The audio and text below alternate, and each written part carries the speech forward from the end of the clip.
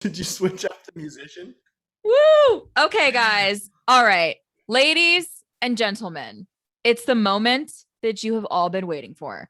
You guys, you need to get ready for this because I have a really awesome guest and I'm going to introduce him right now. So, allow me to introduce you to my friend, internationally recognized author, speaker, fitness professional, drumstick artist, and the trusted authority of musician wellness.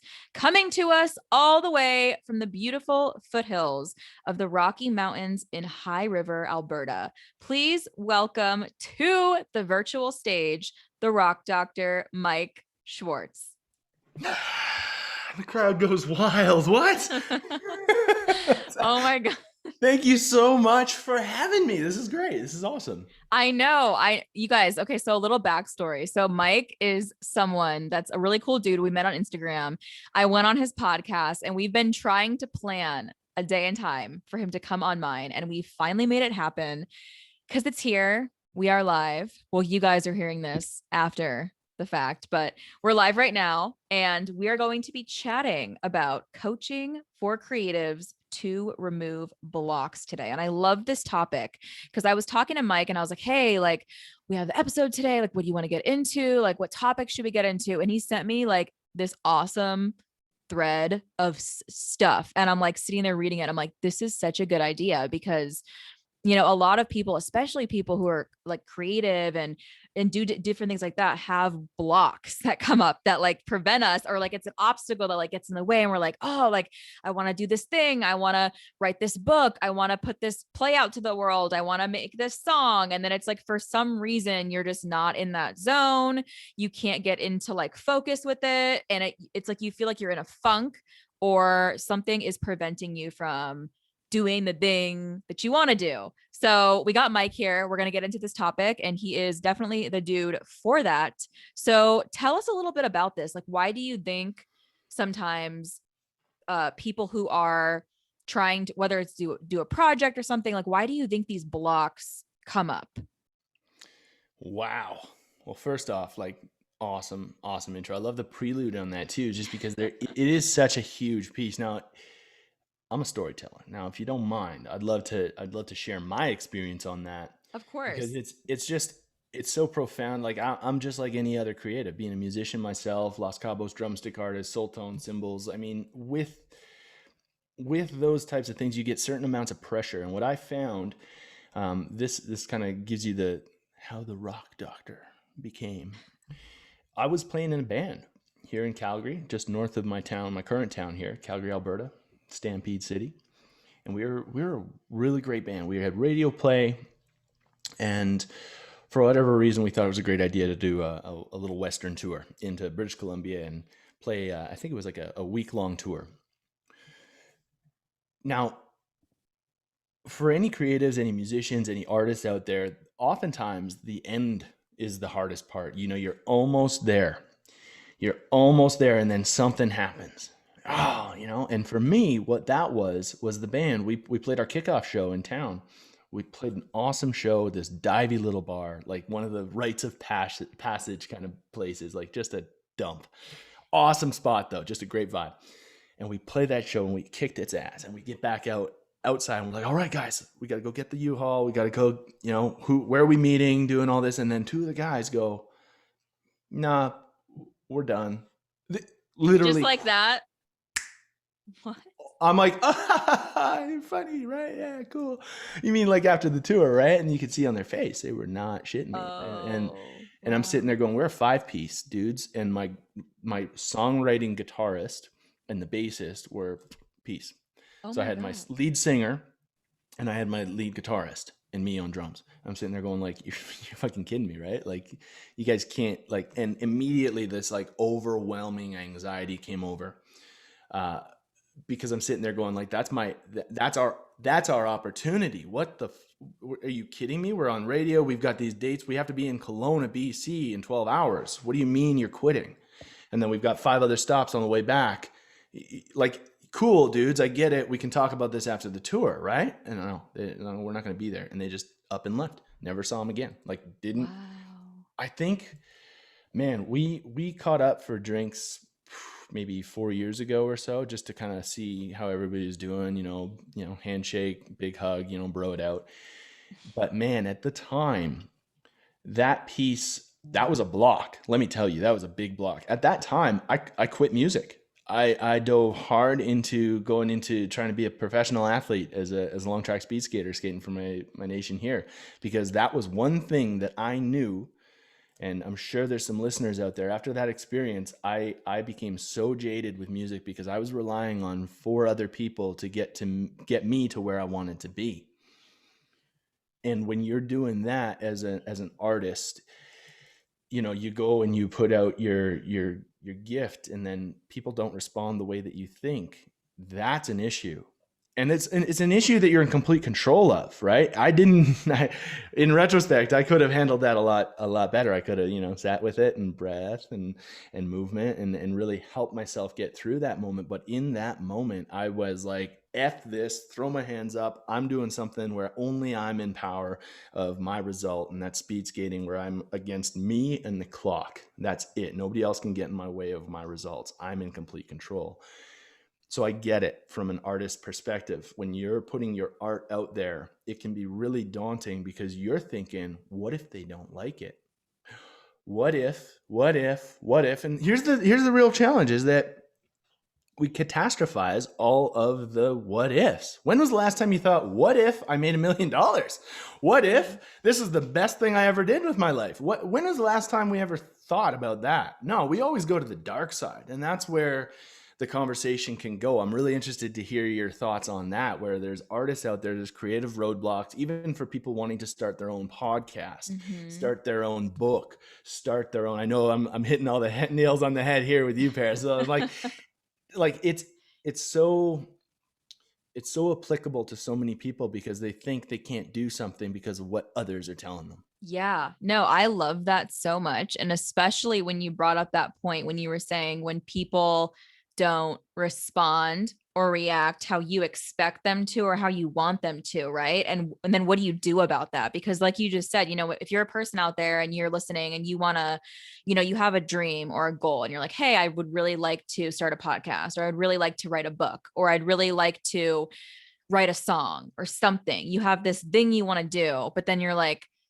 but people won't listen, or they won't care, or they'll think I'm dumb or something, or I don't know what I'm doing, or they're not going to like even want to talk about it. And I feel like that's very true. And it's a very real thing because, I went through that. I experienced that with my podcast and with my book that's almost done, is in the process of being completed as we speak, starting tomorrow. The design team's getting to work on that, but I had a lot, and I feel like it's normal to have that, to have these fears and hesitations and things that make us feel overwhelmed and stressed out. People get like that. Like, we're humans. We're not, pieces of paper, Yeah. So we're going to have these things that come up when we're trying to do something big, or when we're trying to, and it doesn't even have to be big. It could just be different from what you've known or what you've done. So, for me, I know it's helpful for me with that, but I'd love to hear from your perspective, especially, like what you just said right there. Like, you were doing this, you had this opportunity and you had this band and it was 5 of you. And then the 2 of them you said left, and and then you're like, oh, they're kidding. Cause I feel like when you hear something like that, when you're super excited about this thing that's coming up and it's about to happen, and then people are like, oh, I'm out, or I'm backing out. You're like, no, you're like, what, you're kidding. And then it's real. And you're like, wow. And then it just starts to like hit you where you're like, this was something that we all worked towards, we all worked hard for, we're very excited about, we're looking forward to this. And now you're just going to leave and abandon me. And then now, how is that going to be perceived by people who are fans of the band, or people who are coming to the show? Now it's like, where are the other 2 people who are in this band? What's going on with that? So I'd love to hear from you, when people don't respond or react to the way, like if you're writing a book or something and you release it, right? You goes live, launches, And you feel like in your mind, you're like, oh, this is going to be great. Like this is my story. It's so real. It's so raw. It's so vulnerable, so personal. So many people are going to connect. And then you do it. And then it's not what you thought it would be. Maybe you thought, oh, everyone's going to, be so excited. And, everyone I know is going to get it, everybody. And then it doesn't happen that way. So I would love to hear from you, like when stuff like that does happen, what is the most helpful for you in terms of overcoming that or moving forward from moments like that? Oh, great setup on that too. That this happens so often. So I definitely want to acknowledge that. It's again coming back to personal example here. I'll go into the fitness side of things. Um, for anybody looking at goal setting, a lot of us want to, maybe we're not in the best shape, especially coming out of this lockdown. We're not in the best shape, whether that's an aesthetic thing or we can't go for the runs that we want as much because we've just been locked down. We haven't had the motivation. We've been feeling the depression of being isolated. So one of the things that I've really started to see is people, they get defeated because they're out from where they used to be, and they have this expectation that they were where they were 2 years ago, and that's complete bullshit, right? We have this word called should, and we should talk ourselves all the fucking time. We talk to ourselves like shit comparative to anybody else around us, and that's where it starts. When you're looking at what should happen and what should happen, that's because you're basing it off of what's happened in the past. So what if your relationship with the gym, your relationship with all of this it's not necessarily right in the here and now on what social media tells you. It's more interesting when we look at what if it has something to do with way back when you were a kid, you were outside playing in the park and you got in trouble because you stayed out late. Your parents wanted you home at a certain time and you got in trouble because you were playing with your friends later than you were supposed to. Do you think that stays in your head? Now, the science behind it is the brain has like a bouncer, okay? He lets in all the things that you want. He keeps the things out that you don't. It's a natural editing system for your brain. Because if your brain were to take in all of the sensory information in this moment in time, your brain would explode. Okay, Mm-hmm. so it's called the reticular activating system. So when you focus on, you're set up into a situation. Let's use the book. You're going to write a book and you're going to release it. And then the minute that you release that book, it's not what you think it was. It's because your brain is hardwired to look for the things that it's not, right? That's Mm-hmm. where our Yeah. reticular activating system. And for those of you that want to really have this in good context, have you ever thought, like, you're in the market for a new car and you want a Volkswagen Golf? Now everybody's going to see a Volkswagen Golf, guarantee that. And leading up to this, you're looking every night, looking on Craigslist, you're looking at the dealers, you're looking for this Volks, and then every time you go outside, all you see is Golfs. Yeah, that's because your brain, it's not that there are more Golfs in the world, it's your brain is now programmed to pick up what it needs, and that's a Golf right now. You're telling it, I want to see the Golf, I want to bring it in to realization. So to wrap this up in a nice little bow, when you think about your release, and you start what I was talking about with the what ifs, if you start what ifing all the catastrophes, what if people don't like it? What if I put this out there and nobody likes? You're going to see it, guaranteed. So you're actually in complete control of how your response is. That's one of the only two things that you can control, is how you think and then how you respond to those thoughts. So what I do in that situation, and we'll come back into the gym, is that if I'm not at a place and I've got this story that, I'm not able to work out because, like, for fear of, honestly, as a 6-year-old, if you're coming back and you're late and you get yelled at, you're not going to do that again. And that's going to stick with you until you address it. So I write down all of those things. I go for a 45-minute walk every day with my dog, tech free.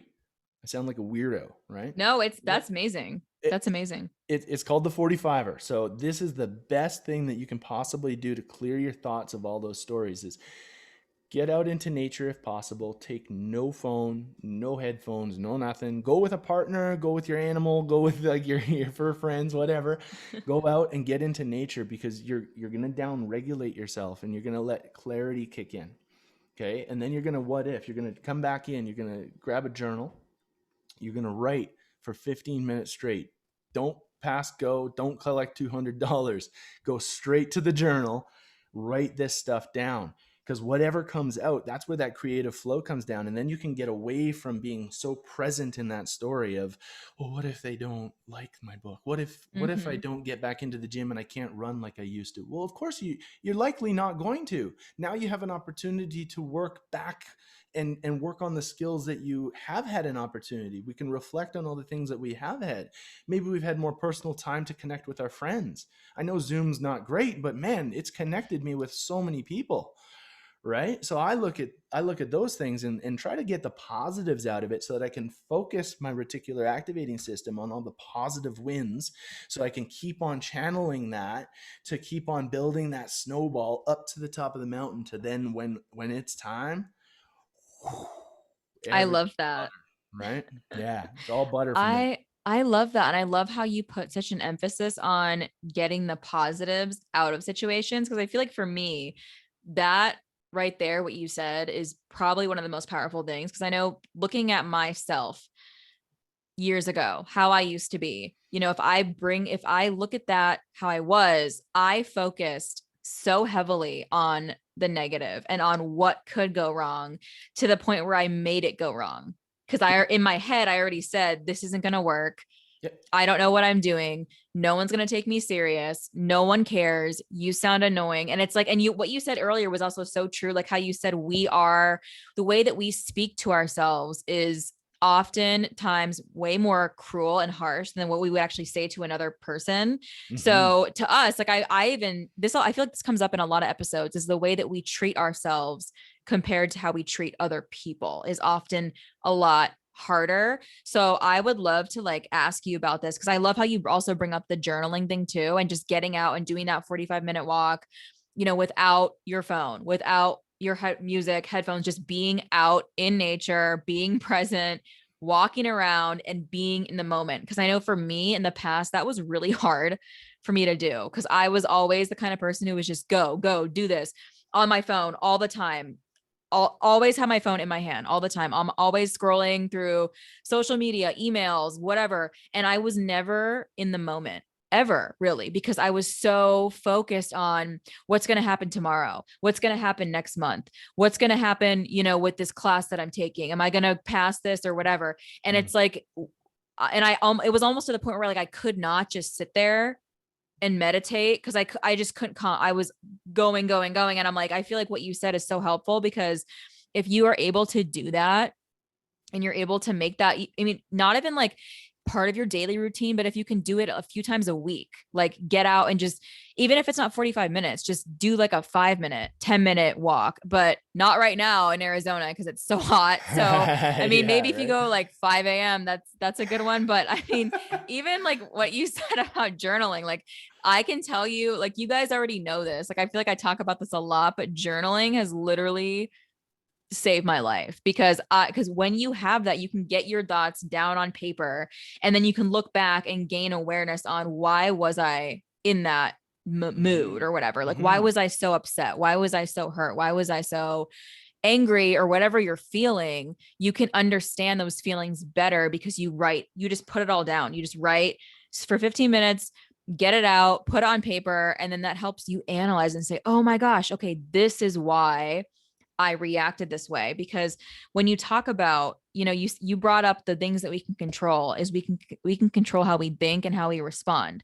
So I would love to ask you, like, what has worked for you in terms of moving more towards positive thinking, because we can control that, right? And I feel like sometimes we can get in this funk or in this zone where we feel like we can't, like we have these thoughts that seem intrusive and it's constantly on repeat, like whether it's about how you look physically or where you are in your life or career or in comparison to someone on social media or whatever it is, we can get in these zones where it's almost like we feel like we can't control these thoughts, but we can. So I would love to ask you, like, what has been helpful for you in terms of transitioning away from those doubtful, overwhelming, and negative thoughts to ones that are more positive and uplifting to really help you with momentum in all the things that you're doing.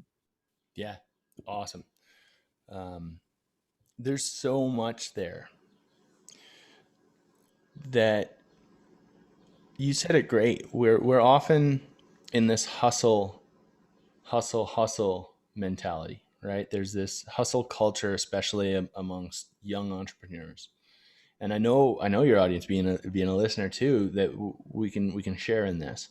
And oftentimes, you alluded to it, is that we spend time doing rather than being. And being is so important. And one really simple strategy, again, coupled with the writing piece, writing, like, as the creator of the Music Fit method, we combine um, movement with language, and the glue between is breath. So when you write down and you put that story down on paper, it can be journaling. And here's the thing with journaling: we get hung up on, oh, well, I'm doing good. That's even more a reason to journal, because when you're not, you can come back to it and see what the hell you were doing to get into that space, and you can reenact it. The beautiful thing with visualization and imagery, which is another huge piece of the Music Fit method, is you can rep it out. You can visualize the most ideal situation as many times as you want, so that when it comes to fruition, you got this shit down. The late great Kobe Bryant was famous for this, right? Brilliant ball player, and he would visualize, and he would put the reps in his brain first, and then any play that came up on the court, he was ready for. You can do the exact same thing if you write shit down and visualize. So one thing that we tend to do with that in note is that we think, this is a great example. I need to go get a haircut. Oh, okay. Man, I got to get groceries. I have to finish my book. Those three words kill us. They're pressure language. Okay. Here's one simple way. If you guys are currently putting together to-do lists, good, great. Add one word: get. Get to-do Mm-hmm. list. Because when you go, we can play a little game on this too. I like everybody listening. Paris, if you want to play along too, this is fun. Yeah. Yeah. Grab, I call it the magic wand. Grab your pen and your spell book, piece of paper. Okay, we're gonna do a little crafting of spells here. Okay, with words, with my word, I can create magic. Okay, you can create magic. Write down, pick your favorite word. If you like need, which one do you use? If you're a listener out there, what one do you find yourself? Take a moment, think, what word do you use a lot? Oh, I got to go get my, I have to have to go to work. Oh, fuck, is that one popular? I have to go to work today. Do you? Mm-hmm. That sounds horrible. Right? I get to go to work. Watch. Okay. So write down your statement. And Paris, if you're playing along, write it down. Something that's relevant to right now. This is like super applicable stuff. Okay. So something that you got to do this week. And then read it out loud.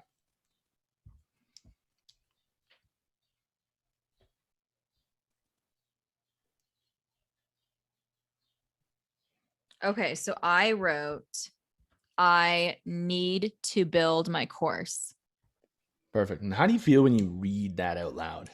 I love this exercise so It's much fun, because isn't it? it's so fun. Okay, because I love how you talk about that transition of get to instead Mm. of need to. Because when you use transit, so watch, like, I need to build my course, and then I get to build my course, because I love that so much. Because when you actually think about things you get to do, right?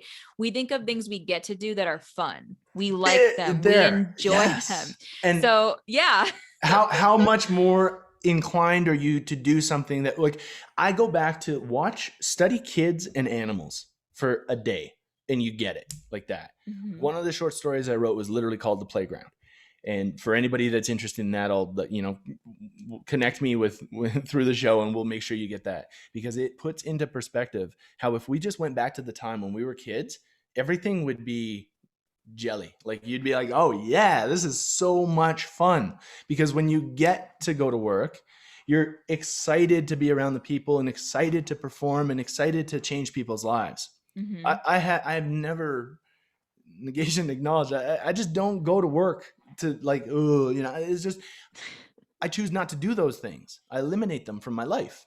And I Mm-hmm. eliminate people from my life that bring me down that way. So when you like in comparison, what's the feeling just for listeners, like your experience when you read just that first statement, I have to, what is that sensation?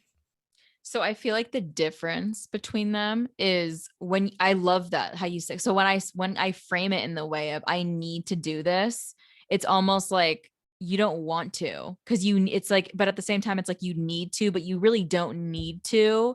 So it's like if you're saying, oh, I need to do this, I need to go to the grocery store. I have to go get gas in my car. And it's like a I don't know what it is. It's almost like a, I feel like I always go to like negative connotation because I Yeah, can't think of yeah. a better word, but No, it's like go for it. when you do that, and I feel like the example you just gave of going to work. So I remember when I was younger, my dad would have take your daughter to work day. And I thought it was so cool. I'm like, Yeah, this is the coolest thing ever. I yeah. get to go to your office. Like I get to like sit in these chairs and meet all these cool people and like all the other awesome lawyers. I'm like, this is so cool. I'm like, I like, you Mhm. have the coolest job in the world. I loved it. And I feel like when you think about it, kids, they think everything is awesome and cool, and like that's what I think is so beautiful is you could have a job that you hate yourself. Like you're like, I Mhm. have this job, I hate it, I don't like what I do, I don't like my boss, I don't like the hours I work, I don't like this or whatever. It goes into this thing. And then you have a kid who's like, that's, like, oh, you do that. Oh, you get your own desk. Oh, you get to have a phone. And oh my gosh, like they think it's cool. They're like, you're an adult, like you're in charge of your life or whatever. They think it's so cool. So I feel like when you frame that as I get to do this, like I get to go to work with my dad today and see his job or whatever he's doing, or I get to write this book, I get to build this course, because we really do, we get the opportunity to do these things. That's a better way to frame it, instead of, because I feel Huge. like for me, because that's what I'm going to work on today. I'm going to go back and work on this today because I'm building a course and I'm outlining it and doing all these things. And I feel like what gets in the way of that is me sitting here and making a list and being like, all right, well, I have to go upload this episode. I have to get off this when we're done and go edit it, do it all, whatever, put it up and get it ready to go.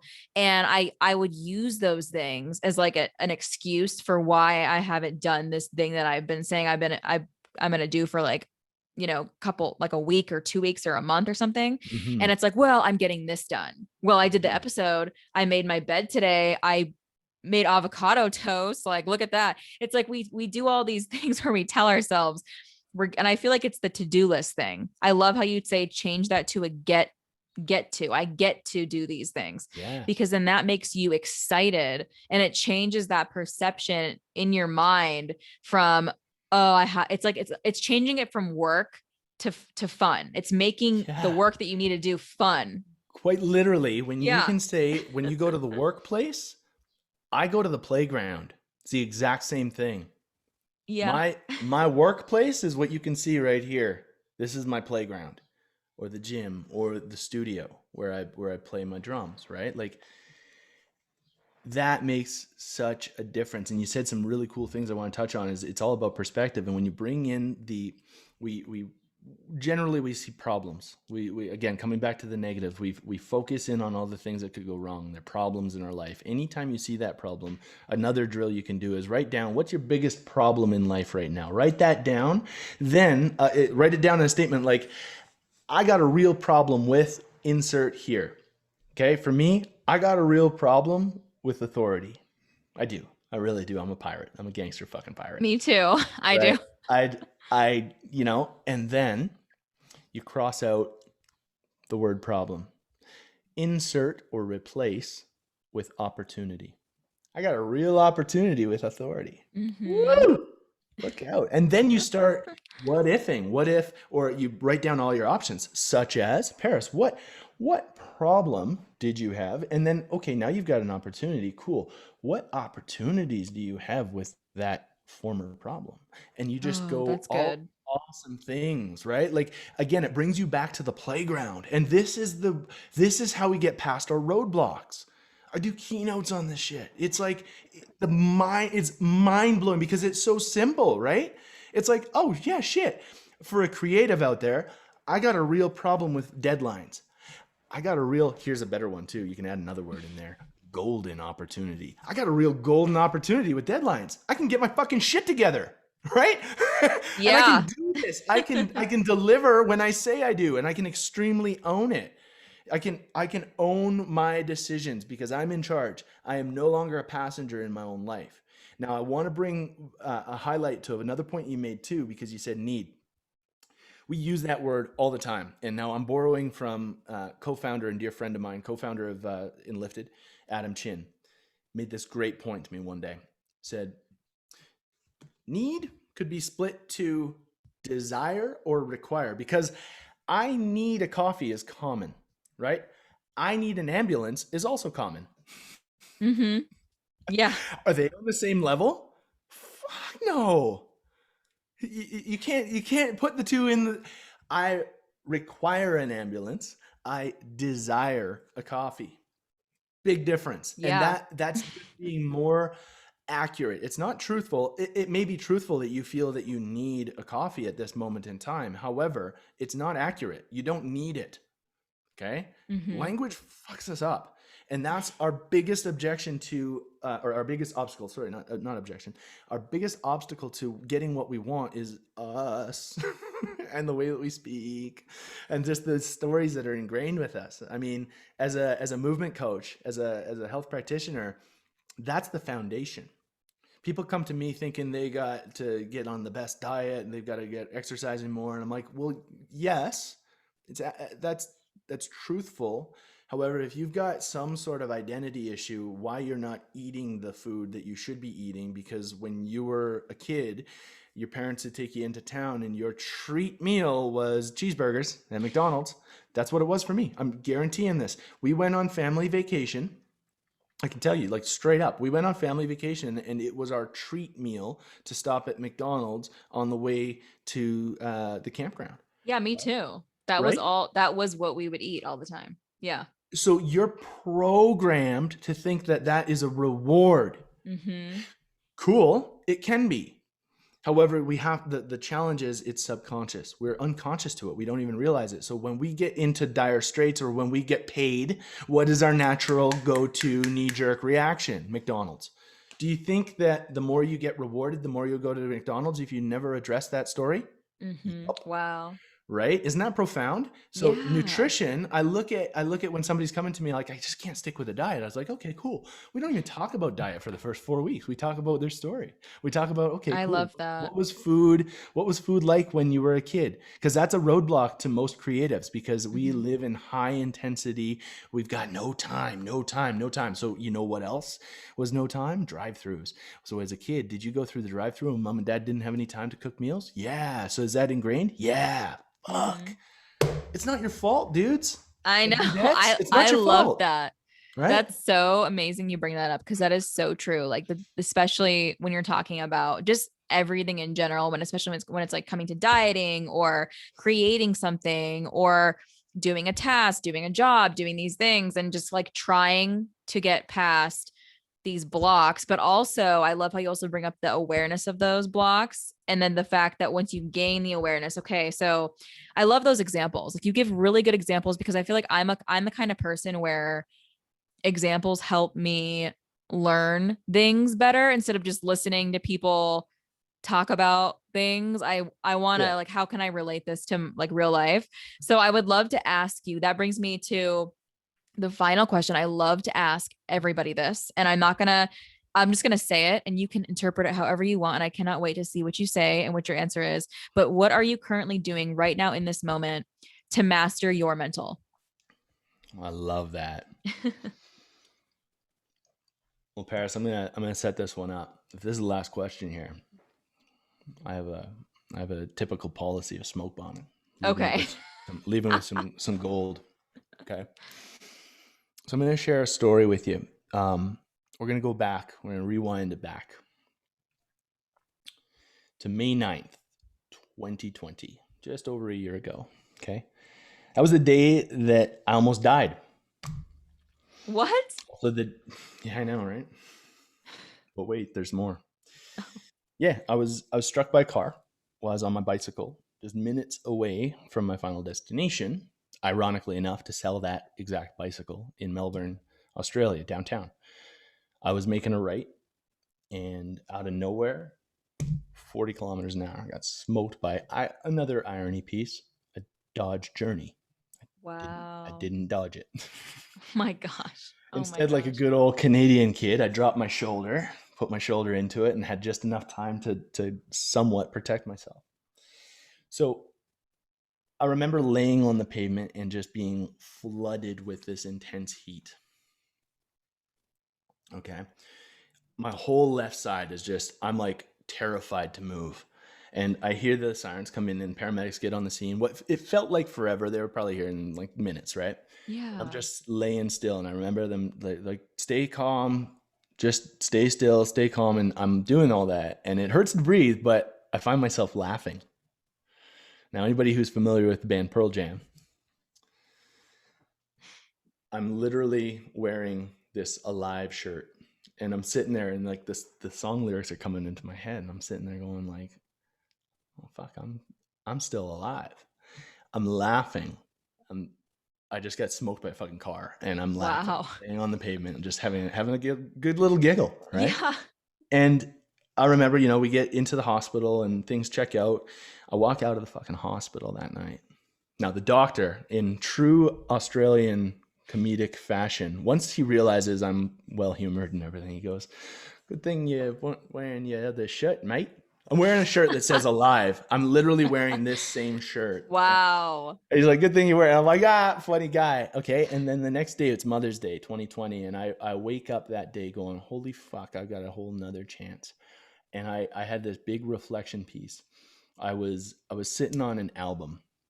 I had so many songs that for whatever reason in my head, I had the imposter syndrome that I was just a drummer. I wasn't a full fledged musician. I couldn't produce my own music and everything. And I like, wait a minute, I've been doing this all the time. Check. Okay, cool. So I've been sitting on this album. I was in an absolutely horrendous relationship, toxic as shit, like the worst of the worst. Family violence, you name it, everything, up and down, right? Abusive relationship. I was sitting in that because, well, somebody loves me, right? Hmm. I'll take all this abuse because at least I get attention, okay? And I had this dream of starting what's now the Music Fit Collective. I wanted to bring self care and self agency to the music industry. That's been my lifelong mission. I've been sitting on it. I've been sitting going like, oh, no, no, no. So when I got fucking torched by this car, it took me a 40-kilometer slap in the face. And I hope it doesn't take everybody that. But it took me that to wake up and realize that I had two choices in here. One, I can think my thoughts, like I mentioned before, and then I'm able to choose and decide. And if you want the key to success and the key to your own life, it's the ability to decide. So if there's anybody out there, and we'll wrap this up, if there's anybody out there who's sitting on things, waiting for permission from somebody else to do what they want to do, and that could be finish the book, that could be write the song, creative, it could be even just getting out of a relationship or getting into a new career or into a new relationship. You want to explore love, you're sitting on the fence because you've been hurt before, you're waiting for somebody else's permission. Do the work, realize you got two options, and remember the Latin phrase memento mori, which means remember we all have to die. And for me, I know it sounds dark and bleak. However, that was the moment, unfortunately, where I almost died, that I put into peace all of this stuff that's like, wow, we got a real chance here. So if you're sitting on something, waiting for somebody else's permission, get up off your ass, go listen to some Pearl Jam, and remember that you're still alive. I love that. Oh my gosh.